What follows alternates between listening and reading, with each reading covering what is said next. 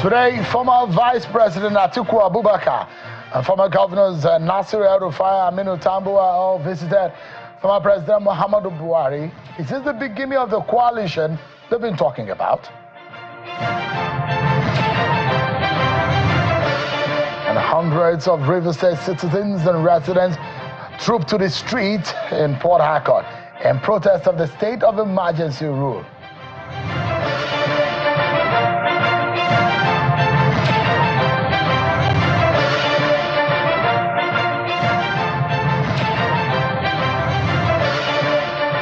Hello everyone, welcome to the program. This is Politics Today, live on Channels Television. I'm Sean Wakimale here in Abuja. Let's begin in Kaduna State, where former Vice President Atiku Abubakar, former governors of Kaduna and Sokoto, Nasir El-Rufai and Aminu Tambuwa all visited former President Muhammadu Buhari at his residence in Kaduna. Former Vice President Atiku Abubakar has described the visit as a post-Salah visit to the former president. Also in their entourage were the former governor of Imo State, Achike Udenwa, former Benue State Governor Gabriel Suswama, and former Adamawa State Governor Jubrila Bindao, as well as former Minister of Communication Malam Isa Pantami.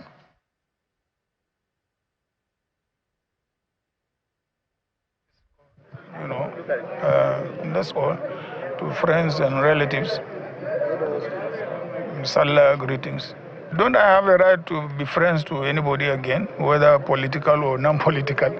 They are all my friends. All what I can say is that, there is an attempt by, the major political parties to come together and form a strong opposition against it. This is part of the visit? No. All right. It's hinted that there is an intention to form a coalition and coming together of major political opposition parties. El-Rufai is a member of the SDP now since he moved from the APC. Atiku Abubakar and some of the others who are visiting are of the People's Democratic Party. Both El-Rufai, Atiku, Tambuwa, all of them observed the Friday Juma prayers in Kaduna after the visit. Well, so much more to talk about now. My guest tonight is perhaps one of the most controversial political figures in Nigeria today. We're speaking on the state of the nation, insecurity in Nigeria, also of other issues. But first, let's serve you with some of the political roundup stories.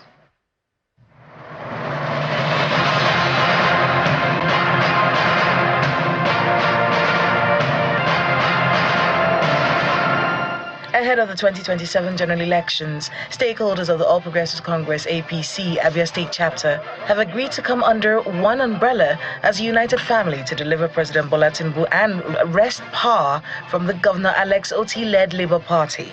Addressing journalists in Abuja after the stakeholders meeting, a former governor of Abia State, Senator Ojuzo Kalu, says the consensus of the Southeast over 2027 is that the zone will do very well in supporting President Tinubu and the party's governorship candidate.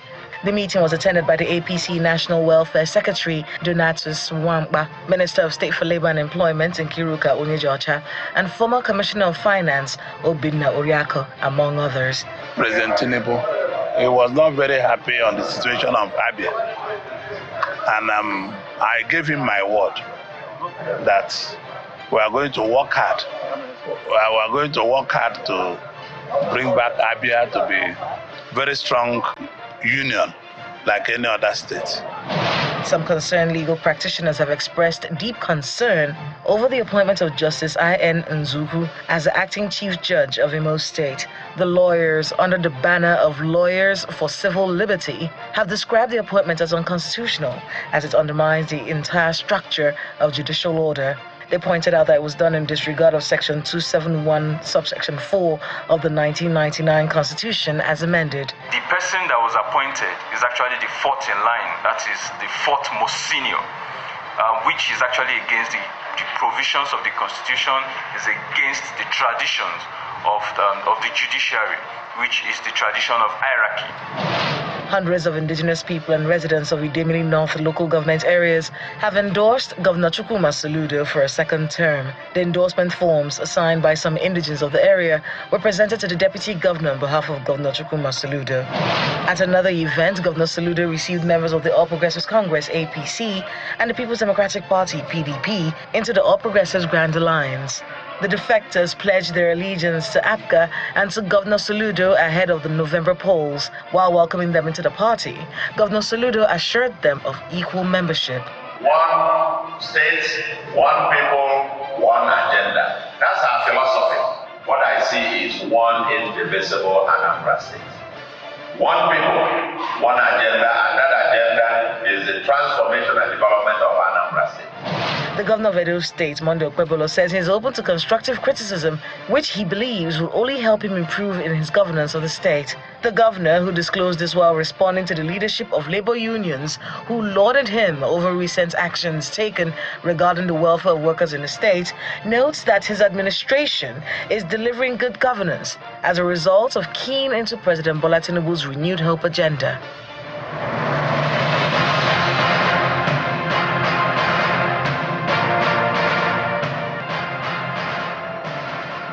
There you have it. You've been served with your political roundup stories. Let me take you to the streets of Port Harcourt, where hundreds of women in their numbers trooped to the streets and flooded the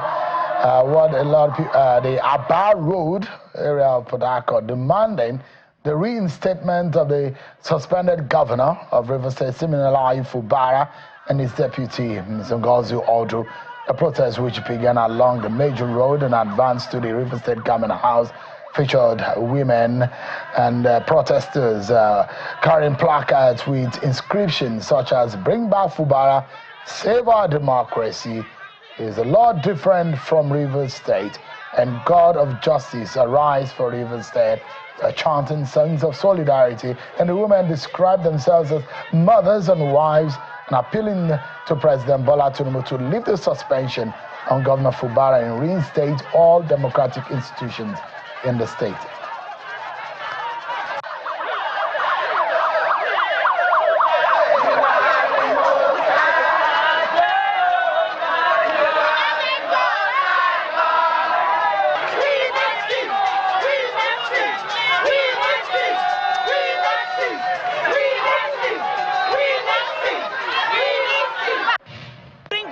Constitutionally elected governor, our democratically elected governor. The people voted for him. They exercised their God-given franchise. They voted for him. You cannot come and suspend a constitutionally elected governor.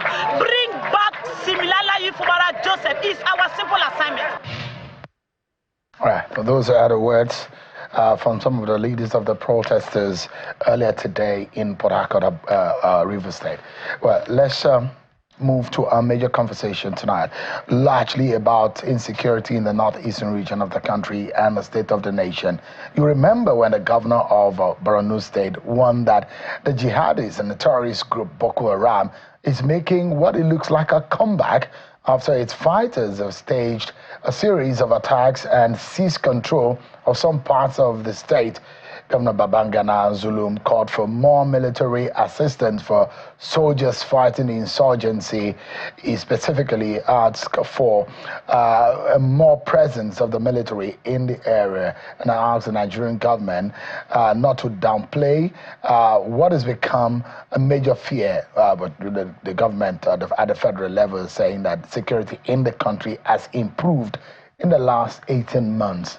The Minister of Information and National Orientation, Mohammed Idris, has described as misleading a recent story wherein he was quoted as having said that the recent security concerns expressed by the governor of Borno State, Babangana Zulum, should be ignored.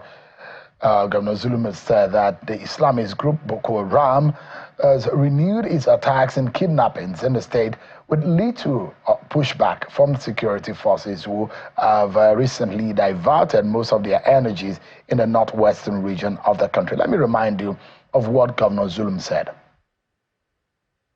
We are also appealing to the federal government of Nigeria and the Nigerian military to do something about the northeast, because right now we don't have single attack helicopter in Borno State. This these attack helicopters were taken away from Borno State to the southwest and northwestern states. We are not saying no. While trying to maintain law and order in northwestern state, they should also not be unmindful of the northeastern state. We have the federal government has procured 3 armed drones from Turkey to the northeast. All these things were taken away to northwest. Virtually, the northeast is now standing alone. No attention will be receiving from the ministers of defense in terms of equipment and others. While we are saying we appreciate them, this is time that they should also give us a listening ear. Otherwise, the security situation in Borno State has started deteriorating. And it is our own duty to inform the federal government of the dangerous inherent in what is recently been happening in the state. Let's take the conversation forward now. Let's speak to those who are right in the front line, politically speaking, in that state. I'm being joined by the Senator representing Borno South in the National Assembly, Senator Ali Ndume. He's live for us here in the studio. Thanks so much, Senator, for joining us tonight on the program. Thank you, but I appreciate it. Why did you say I'm controversial in the first place? You are controversial, aren't you? How? You say a lot of things that raise a lot of controversy. That's how to describe people who are in your ilk. We say things and talk controversial. Have I ever come here to say something that is not true? No, that is true doesn't mean that it's not controversial. Okay. So being controversial doesn't mean it's a bad thing. It could be a good thing sometimes. I don't know about that. But you know you're a very stubborn person. Right from time. From when a long you stubborn, you are going another... Or maybe I should say notorious because you are a fighter. Oh, no, that is worse than stubborn. Okay, let's begin the conversation. Before I go into the issue of security, suddenly Kaduna has become some kind of mecca now, where you see politicians now visiting former President Buhari. And interestingly, the visit of Atiku Abubakar, Nasir Rufai, Aminu Tambuwa, how politically, what does this speak to you? Well, honestly, I'll be there too. Because, see, whether you like it or not, Buhari is one of the former head of states. And the frequent visit to him is not a new thing. Because where he was before now, immediately after he handed over to Tinubu, President Tinubu, you remember he moved straight to Daura, and he has been there. So, and our people, or generally Nigerians, like, Obasanjo receives quite a lot. Babangida, the same thing. The only person that you don't see his visit to him publicized is Jonathan. But all other former presidents, Nigerians give them that courtesy of going to visit them during especially sessions like this. So it's not a new thing. I'm planning to visit Buhari too because I'm close to him. It's Kaduna here, in fact. For what purpose would you be visiting him? Personal. Everybody is saying personal. It's courtesy. But we know it's political. For me and him? Yeah, I mean, most of the politicians that visit... My relationship with Buhari has gone beyond politics. Are you related? No. You have a personal relationship with him? Long one. The same thing with President Tinubu. Okay, we'll get to that point because there are those who believe that recently you have been saying things that is against the Tinubu's government. No, that is those people that don't know our relationship. Let me ask you, what political value or relevance does Buhari have presently in today's Nigeria? The fact that he was a former president, twice president of this country, and an elder in the country, all former presidents. Abdul Salami, that's the other one I forgot. Mostly if you visit Mina, you visit Abdul Salami too. So people go there to pay respect. People go to Abeokuta to pay respect to Obasanjo. But if there is an election today, do you think that Buhari could actually carry any kind a huge number of votes? Even if it is not huge, Buhari, especially in the north, you can't just say Buhari is nobody. Does it still have the court following that Buhari had from 2007, 2011, 2015, 2019? No, that has diminished naturally. Because normally it's different thing when you're in power or before you're, the expectation. And then after spending like the period he spent 8 years, of course, his popularity and everything will diminish. It's natural, but you can't just write him off. No, especially with the masses, especially with the northern masses. The followership of Buhari has been occultic. You can't explain. Try it. If Buhari is coming here now, you will see people rushing. If they tell their people, especially those in the vegetable market there also, that Buhari is coming here, they will all rush. Yeah. But in the north, the average person is called the Talakawas. Yes. And it's been said that Buhari resonates with the Talakawas. Yeah. Does he still have that? Is he still seen not as a person of the Talakawas? As before, but it's still there. Should Tinubu be worried, politically speaking, about if Buhari is not on his side? Yeah, he should be worried. Every number counts. Buhari has 1 vote. In fact, let me put it that, as controversial as you call me, Tinubu should also be worried about my position because I have 1 vote for him. He doesn't have vote for me. But if you look at it, there are those on the inside who said Buhari did not really support Tinubu, that in fact, there are those who are of the opinion that Atiku and Buhari work together for the 2023 election. No. Those are the political talks on the sideline around that 2023 election. But you know that I should know better than you on that. I know the Buhari. If Buhari say he doesn't like you, he even shows it on his face. He's not the type of person that he will play double game. Maybe you could say he did not actively worked for him, but definitely he supported the president, and he has said it time without number. Buhari is that type of person that if he's not supporting him, he will say he's not supporting him. What will he lose by doing that? So it's just this side talk there. But I have not discussed with him, but I know that he supported. How could he allow? You heard what Atiku said. What? That it's about the coalition. He said they are working on the coalition and they are coming together. But somebody there asked him whether their visit is related to that. He said no. Yeah, no, I'm saying. Or are you trying to twist it? No, hold on. He said it. I'm saying that he has said that they're working on the opposition parties coming together. Yes. Now, the question I'd like to ask you is, you are a member of the ruling party, or you are planning to defect to this SDP? No, not at all. Or PDP? No. You're going back to PDP? I was in PDP on sabbatical for only 2 years, I think, or 3. Before you now moved that away. Was in 2010 to 2013, I left. I was on sabbatical. Politically speaking, yeah. The talks about CPC arm of the APC wanted to move from the APC and defect to the SDP maybe. Does it worry you as a leader of the APC? As I said, everyone matters.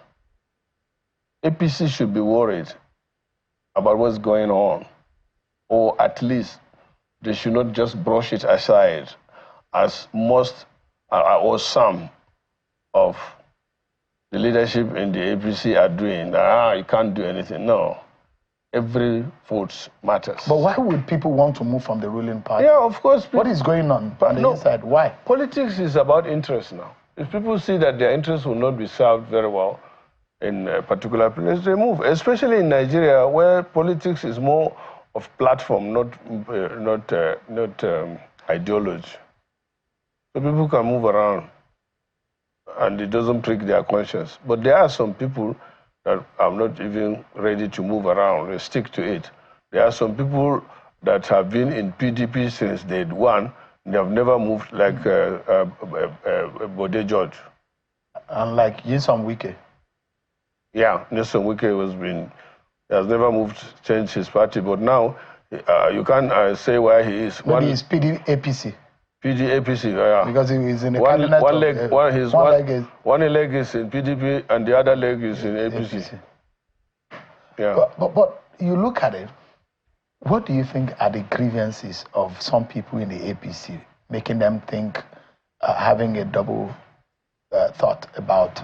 Yeah, 2 years. Why? 2 years. One of the biggest is 2 years into the government. Many people feel they have been abandoned. Like Erifai gave that an excuse that APC left him behind. While, and so many others too, looking at, what I know you called me to discuss, like, showing appointments, opening up, having access, then carrying people along, feeling you belong. It's just down in the school. So people are not happy. Many people don't have access. I said it sometimes back. They didn't do something about it. Instead, they come back on the pages of newspaper and start abusing the messenger instead of addressing the message. The same thing that is happening in most of the things. And that's very, very dangerous. Senator, if you were in the academia and you are lecturing, you probably were being a long-standing professor. And anything you say in your area of expertise would be almost the same as God. They call it in Islam, wahi. Yeah, because he's going to be rock solid based on the experience. You spend a long time in politics, so you should know. If you look at the crystal ball, do you think Tinubu can have a comeback in 2020 with what is going on right now? Yeah. Your prediction, what is it? That is if they work on it. But things are not looking good right now. Yeah, you know that. Circumstantially and also evidently.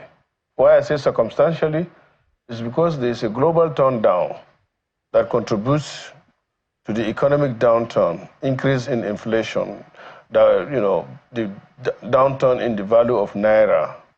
And then, if you look at from the presidency itself, being unable to carry people effectively, especially politicians, politically. And also, I said it here before, and I was really thinking whether I should say it again, even though I stand on it, that if you have aristocrats and kleptocrats dominating the democratic space, you'll have a problem. Is that what is happening right now? Yes, because the Democrats have been abandoned. I said it before, it costed me my job. And I don't know whether next now they'll be expelled from the party for saying this. Are you afraid of expulsion or suspension? I'm not. You've tested it before? Yes, several times. I've been to prison two times for speaking the truth. 2 times. So where are these kleptocrats? Are they around the system? President? You know why? Where are they? Because things are not working, and many people are responsible for that. And if it's not working, who do you blame? Do you blame the president? No. It's not the president, it's the people around you. And you call them kleptocrats? Yes. Meaning those who steal? Yeah. And they are stealing the nations, and is it that bad? There's a lot of people who have been accused in the Buhari government. No, it's not. When you say kleptocrats, it's not like they are stealing, no. They are in government to make money. That's what is their focus on. Yes. So most of the time, they don't care about what is actually going on. Their focus is what they can make. Is Tinubu aware that he has kleptocrats I don't know. I don't know. Around him? I don't know. Go and ask him. But I know what I'm saying. I said it before. I was removed as a result of that. I don't know what will happen again, but I know that there will be backlash. I don't care. I said it before when I was on Arise TV sometimes talking about some issues. I said it that attack dogs will come after me. And they did. Only one person that did not bite me, but 2 did. Okay, we'll get that in a moment. But let me take you to your state, Borno State. You saw what Governor Zulum said. Yeah. And that comes from someone who has been to the battleground and he has also physically seen attacks.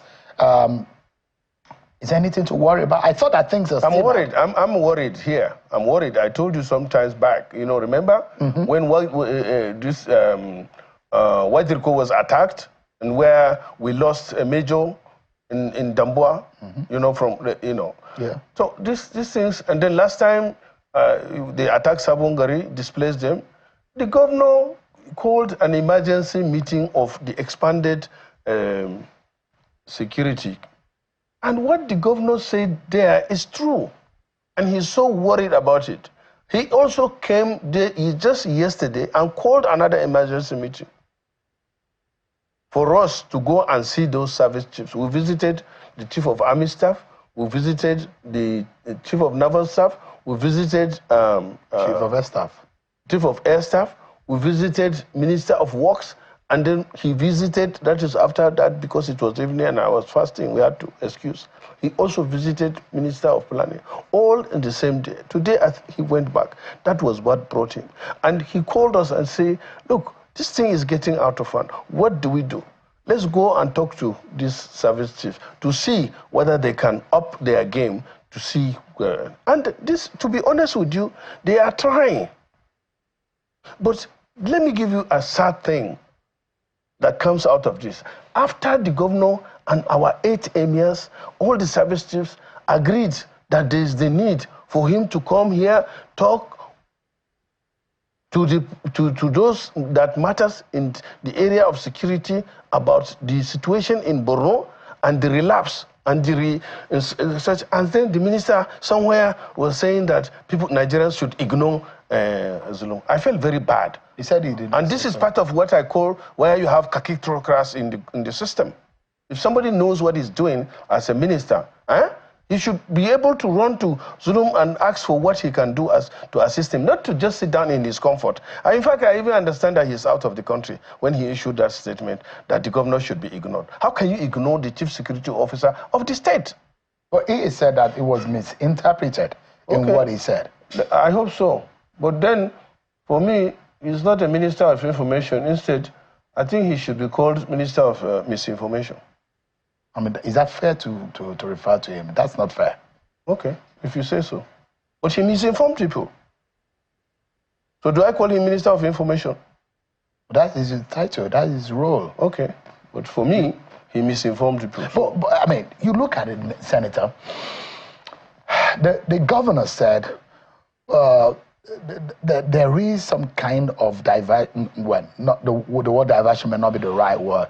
The taking of some of the equipment or some of the firepower to the northwest, and these as reduce the kind of attention and the grip of the military in the northeast, especially in Borno State, that is receiving more of the heat from the of these terrorists.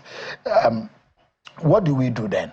Yeah, no, because the military is being drawn thin. Yeah, and you know what? The good thing, as I said, after our visit yesterday, we were worried in the morning. We started the visit around 11 o'clock and we did round up to 5 with the governor. But when we met all the service chiefs, we left happy because actually we know on ground they are stretched. But despite that, they are putting in their best. The chief, and fortunately, all of them, I think, except maybe the Navy, I'm not sure, but all of them have been in the theater. So they know what the Boko Haram can do, and they know the operations there, and their response is very, good. But as I said, after complaining about the platforms, or especially with the Air Force, that we complained, the chief of Air Staff. The Air Staff promptly responded and assured us that, look, we move our assets, and we are going to, I assure you, we are moving back those assets and even more. Because he told me there are certain things, especially like some of their attack helicopters, because of this problem of Ukraine and Russia, had issues, and because some of them are procured from there and their services are due. You can't just fly them over time. So now they are ready and they are back. And he even told us some of their pilots that were sent for retraining, they are already back. So they are going to be deployed even more, so there will be more firepower. And we had a very extensive discussion. And, that assures us, and I know what he's, and they have been trying. Let me say, because the 3 black spots that we have in Borno, that is the Sambisa Forest, the Mandara Mountain, and the Lake Chad fringes, have been severally attacked by, they carried out operations there. But the major problem is on the ground, we have limited soldiers in the theater. The theater is so vast. The whole operation in this country, on the armed forces, is being done by less than 300,000 people. And the army is operating all over the country.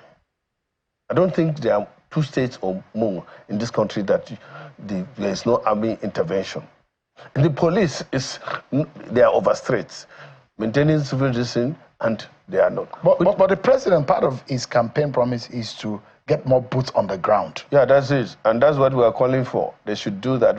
They should recruit more, decentralize the recruitment, because one of the challenges they have when we were discussing, which I knew even when I was chairman army, is that we only have one training depot in Nigeria, and that is the depot training center in Zaria. Yeah. And the maximum it can accommodate after even stretching it is 6,000. And if you look at number 6,000 in 6 months, and these are people that will just come out fresh. You just don't send them to the, even though they do that, they deploy immediately after graduating, which is dangerous, which is not supposed to be. You have to give them other training outside the depot before you deploy them. So the main fundamental problem the Nigerian armed forces have is team, what I call team. Training, equipment, ammunition, and motivation. Can you imagine a private soldier after graduation is being paid 50,000 until recently with the increase in minimum wage, and I'm not even sure whether it has been implemented. The daily ration, when I was chairman Nigerian Army, we pushed, the President Buhari reviewed it to 5,000, but they are paid 1,500. The Nigerian Army did everything or armed forces to have this money increase, none. And worst of it, you understand, these people don't get their money as and when due. I thought that they're supposed to be in the first line charge. Yes, but they're not releasing the money on time. Tomorrow now they will come and argue on the TV again. But the truth of the matter is, it's not like that. The army are not being paid well. And then one other thing that is not helping matters. Nigerians are saying, oh, we are spending too much on a lot of... Outside their salary and maybe uniform, everything you buy for the armed forces, and in fact other security agencies, is in dollars, their assets. One bullet, let's say it's 50 cents. How much is 50 cents in Naira now? Is it not 750 Naira? So if every bullet was 750 Naira, and you give one soldier and he discharges like 10 in an encounter, and it should be more, how much will it cost? Security is not cheap. Let me ask you, Senator. But let me there's Memalari cantonment in the heart of Maiduguri. Yeah. And there are those who say, look, maybe the military should have more formation in and around the northeast. Do you think that will work? Yeah, it will. Because they need to have a foothold in some of these territories that are vast, and especially in these 3 areas that you have mentioned. Buhari did, under Buhari, General Burete increased the number of divisions. Yeah. I think it was from 4 to 8. He doubled it, maybe. Yeah. Was it? And that's a good move. But the major problem, as I told you, is that there are not enough boots on the ground. That's why even if the Nigerian Air Force bombs the terrorist areas, some people must be there to hold ground. And you just don't expose them like that. Maybe they need like MRAP to go there and stay. And do you know how much one MRAP costs? Nearly 1 billion each. Because you buy in dollars. And they are not off the shelf item. You have to procure and wait. So you see the challenge they are facing? And the worst is, as I said, generals don't complain. But, I mean, are there any major places or local government or villages that the Boko Haram is holding in any part of Borno State at the moment? Yeah. 3. And they have territories there. They are holding No, those not as such. What we're saying is that there's no civil authority there, and the authority is Boko Haram.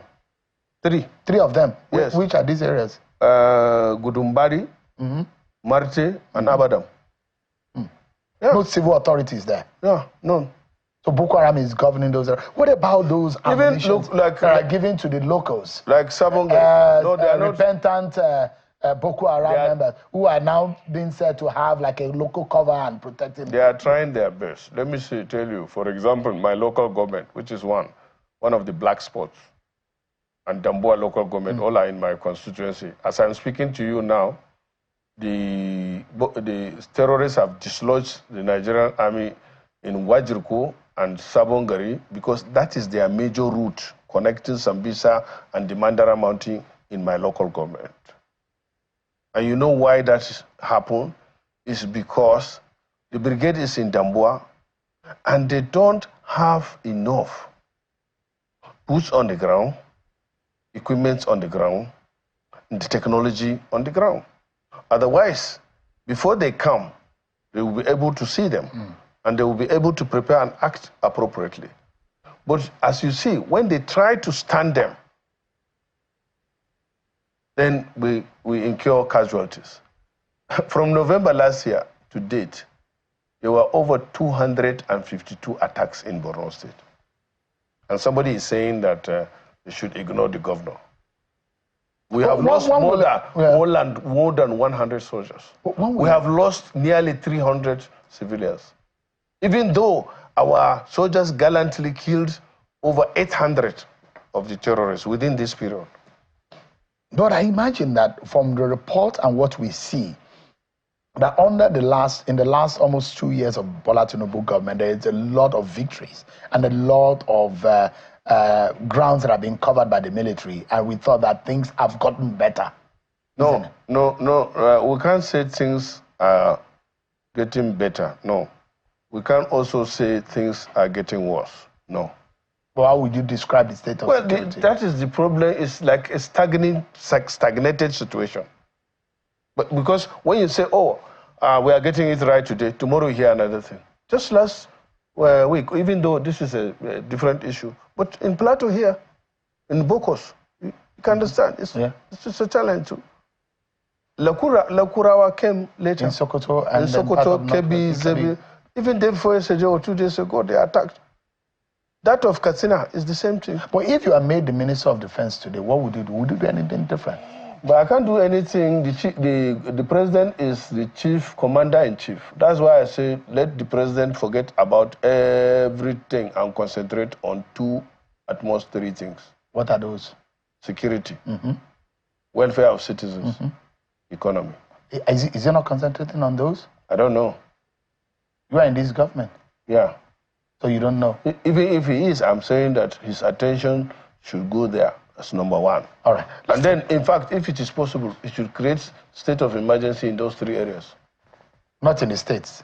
No, don't drag me into that. No, I'm just asking a question, Senator. No, I don't support creation of... state of emergency? Yeah. Even the one that happened in Rivers? Yeah, I don't. I'm a Democrat. I don't. Because I believe, those are some of the few things that the president did that surprised me. And you think that move was wrong? Yeah. It was wrong. He feels, he's the president. I'm only a senator. I know that God gave him that power and he will not give him blank. He will give him the knowledge to preside over the affairs of the country. It's like a footballer and the spectator. I'm the spectator. He is the footballer. Normally, you can see even some people like you that watch football will even be moving, feeling that, he should have played it this way. So we are part of that. But other than that, I feel that as a president, you would have worked seriously on bringing them, solving the problem than... But he said he has done that and they ignored him. No, you can't. How can you ignore the president? That's what he said. Now, he said the parties involved had ignored them. When he removed them now, did they ignore his removal? when he said you should remove him, and he brought it to the National Assembly. Do you think the president could have been firmer? He could have been, tougher on the situation, politically speaking? Yeah.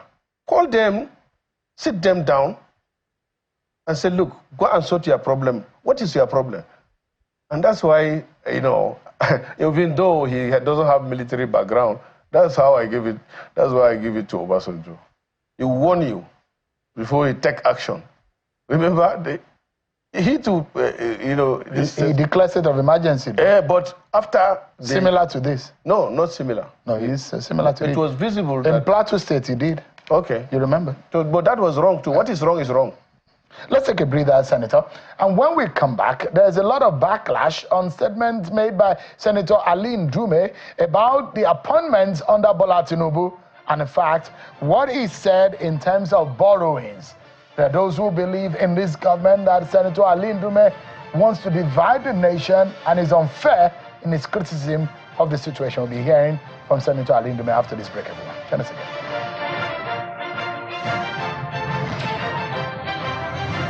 In a world of uncertainties, only the prepared thrive. Economic shift, policy changes, and market disruptions. Will your organization progress or struggle? Introducing Strategic Foresight, developing winning strategies for unparalleled value, happening 23rd to the 24th of April 2025 at Radisson Blu, Victoria Island, Lagos. Learn to anticipate challenges, seize opportunities, and drive long-term success. Led by global expert Dr. T.B. McClellan Jr., this immersive program will equip you with resilience, agility, and strategic insight. Register now. Early bird rate £1,500 before the 15th of March 2025. Secure your spot today. Call +44 7425 883791 or email exec@techsem.co.uk. Your future starts now.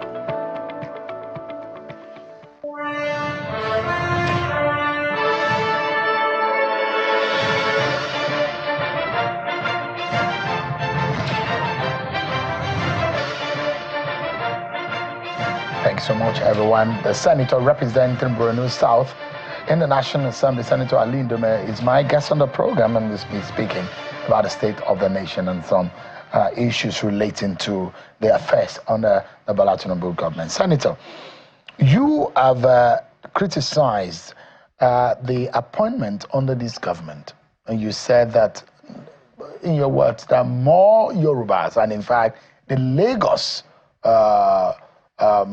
part of the Southwest. But there are reactions, although the presidency has reacted to say your comment and your view about the situation is selective perception and headline chasing. Let me read to you what one of the president's spokesperson has said, and this is how they described you. They said, quote, Senator Ali Ndume's latest outburst on about so-called lopsided appointments by President Bola Tinubu reeks of hypocrisy and selective perception. In fact, they went further to say, if Tinubu and his surrogates choices are so tribal, how did the two of Ndume's kinsmen clinch NNPC top roles? How do you respond to this? Are you actually selective in your views? And are you up to dividing this nation with your rhetorics, according to them? You know, first of all, I really didn't want to overflog this issue or join issues because I've already said it. I have respect for Bayo Onaonaga, but since he went overboard, let me say one thing. He's just 2 years older than me. I don't know about his qualification, but I know he was a good journalist that spoke truth to power, that he had to even run away. So when somebody like me, who is a senator, speaks like this, then he uses the language, I can only say it's very unfortunate. But I have no reason to be, hypocritic, to be selective, or whatever he called me. Instead, he is the one. Because you know what? I have been a senator, this is the 4th time. He tried to be a senator, That's he could not. 16 years. Yes. He tried to be senator even at the first time, he couldn't make it. Who is more frustrated? He has ended up being a domestic staff of He's Mr. not a President. domestic, he's a special advisor to the president. Yeah, it's domestic. That's a senior role. That's not a domestic. No, even if you're senior, there is senior domestic servant. No, how do you describe, is your judgment to be faulty in that line? Because domestic staff and an official capacity, they are different things. No, domestic staff is private. Yeah, but it's not a private staff of the president. Domestic staff is personal, and he too is a personal staff of Mr. President. No, it's an official. Yeah, there's an official. Even those that they are in domestic, they are official. And a senior one at that. Yes, I agree. Though he is the senior domestic staff then. But when you're talking about attack, he called me. He started. Who are the people? No, wait now. I'm sorry about this. Maybe some others, but he started it. How can he call me what he described me? I'm beyond that. I still tell you here that I believe in Tinubu, and Tinubu and Buhari are those that made me to join APC. He was not there. When I used to go to Tinubu until lately, they don't stand where we sit. But is it the truth, those they say let me in finish, the corridor of power? Let me finish. And they say you are frustrated because you don't have access to the president. No, I am not frustrated because of that. And let me tell you today, sometimes I try to stay away because, you know why? I respect Tinubu that much that there are certain things that I cannot say it to his face. But now they give me opportunity to say it. I don't have a problem with that. What is it? Anything. What is it that you want to say? Like now, we have this relationship that we will say, okay, look, don't talk again. And will you listen? If Tinubu tells you not to I will listen. Even now, somebody called me and said I should not talk again till after 90 days. I should cease fire. So I said, Oga, no, unless if I see something important, I will talk. You say, okay, but don't, fire too much. I say, okay. It's an elderly person, and you believe it. I will not tell you the name, but it's from Yoruba. And he agreed with that. Somebody like you, do you want me to mention others? I agreed that what I made, the observation I made are true. They say your observations are incorrect and that they're not factual. But again, let me ask you, Senator, politically, are you threatened? No, because what we are hearing on the ground is maybe there's one of the advisors to president that is being prepped to replace you. Who's that? I don't know. You are on the ground. I don't know. I don't know. And I'm not scared Are you scared of Bwala? No. Bwala? Daniel Bwala. Bwala cannot win House of Assembly member in my... But if he's giving you a ticket, the ticket for... Ticket is a different thing. Election is another thing. He tried. Bwala tried to be a senator now. Did he get anywhere? I don't want to talk about Bwala. But who are you referring to as the attacked, or is he only Bayo you are referring to? Bwala is a MAGA dog. What do you mean by that? Check. My English is not gotten up to that. Check. What do you mean by that? Google MAGA dog. Now, my Google isn't working at the moment. Yeah, that's But is it fair now to refer to your kinsman as in that light? That's not fair. Is it fair? If they come after you, would you like it? Who will come after me? You said they came after you. No, and you are not happy in the manner no, they can. Tomorrow, Bwala can come out. He did it before. These are people that abused people like Obasanjo, people like Reverend Martin Kuka, people like Wole Soyinka, people that are old enough, respected. Bwala has insulted all of them, including the president. But he called president all sorts of names. So if he abuses Ndume, is it a new thing? But the truth here is that your criticism about Bola Tinubu's appointment, they have said it's not true. And they have said also that your kinsmen, two of them, got appointment in the latest NNPC appointment. No, let me tell you, my two people, this... one is, what is his name? Kida.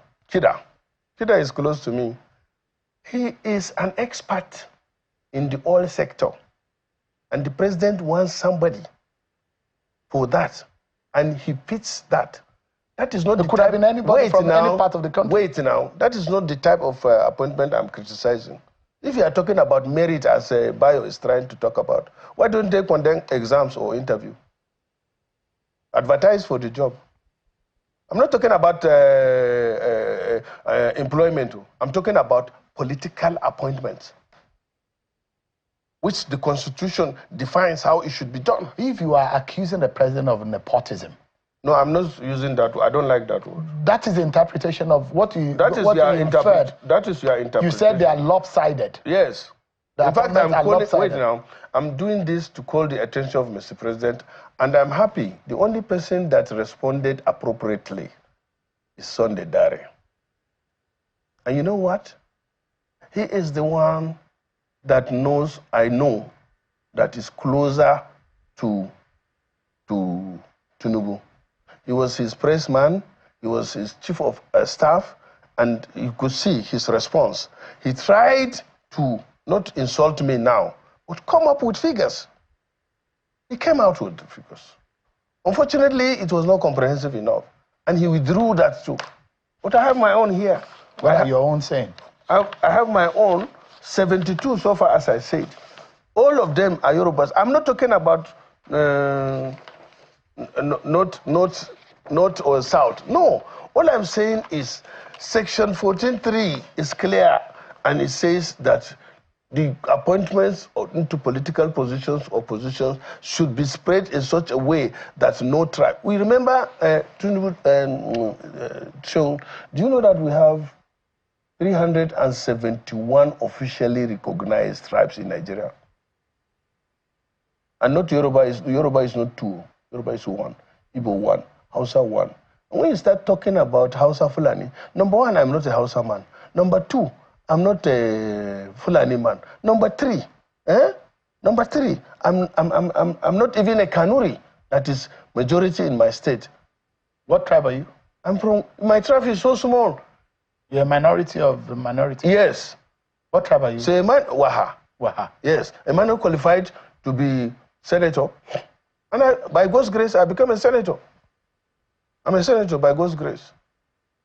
You know that? Mm-hmm. But the Constitution says that everybody should have a sense of belonging.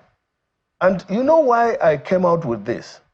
Because I'm thinking that the president is not quite aware of this. It's not deliberate. So now that 2 years into it, and I'm happy, Sunday Dare said, this is not the end of the appointments. The appointment is continuous. So for now, it's loop-sided. There's no argument about it.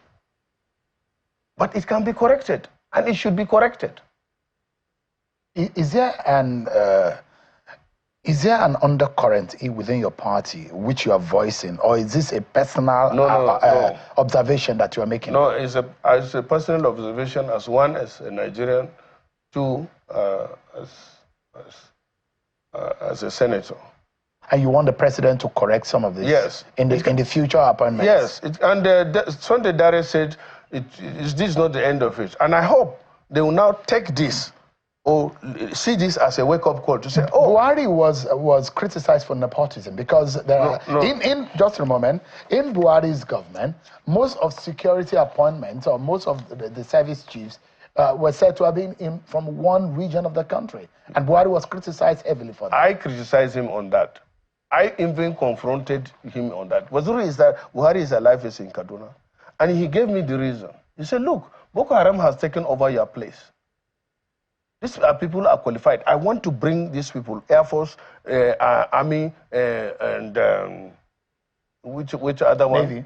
No, Navy was not from... DSS? Yeah, no, DSS was...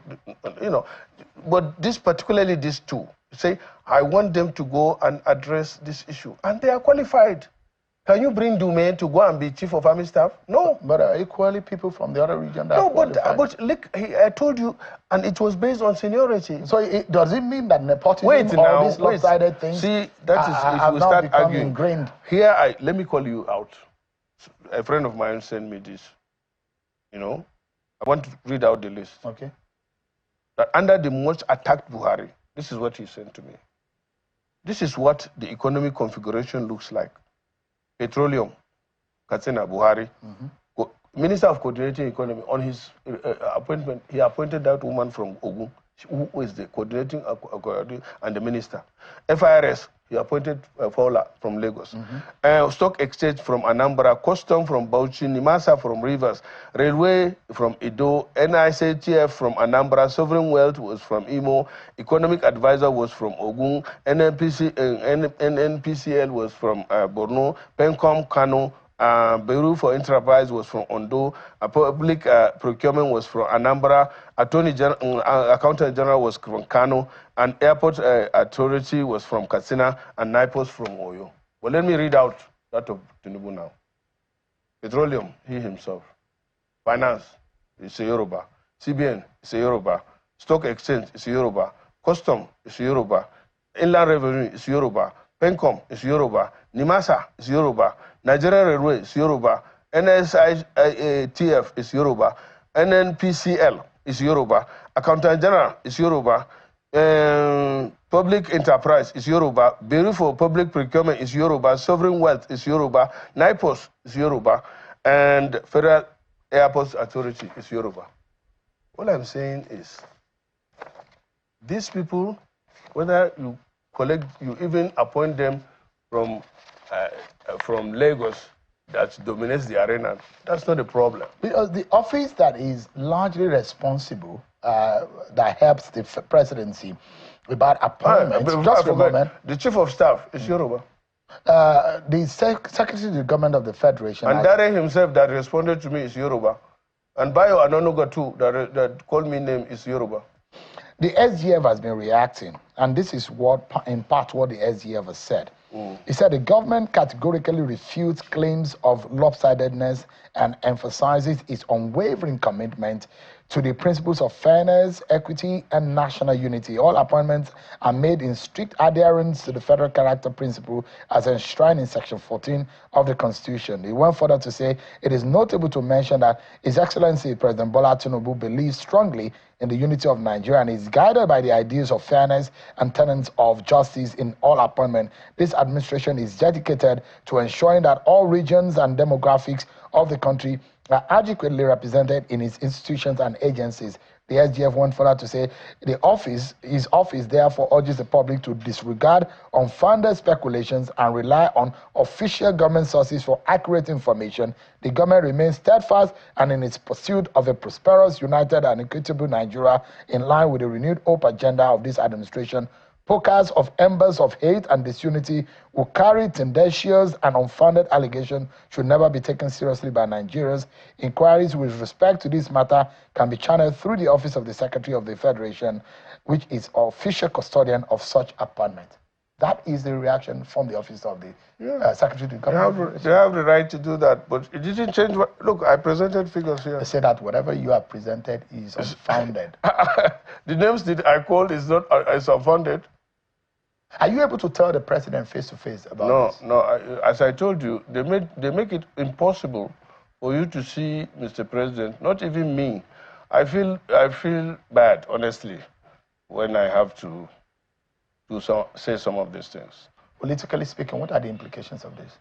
For me? No, the access and the issues are on the ground. No, these people are making it a big deal. I have never. For me, I believe I'm even qualified for president to say, hey, last time, as I told you, he honored me by attending my daughter's wedding. And that day he said, if he was to travel to somewhere, if not, he said, I want to see you. So, but since then, I didn't hear from them. So what do I do? Are you worried if there's a backlash on this, heavy than you've seen before? Like what? Politically speaking. No, I don't know. Look, so I've been a senator 4 times. And I've been in the House of Rep, 2 times. And I'm 65 years old. So you are not afraid of anything? Even death. Senator, we are totally out of time. But thank you so much, Senator Ali Ndume, for coming tonight. I appreciate it. Yeah, you are more controversial than myself. The very controversial Senator Ali Ndume. Thank you so much, everyone, for watching. That's our show for today. I'll see you on Sunday, God willing. God bless Nigeria.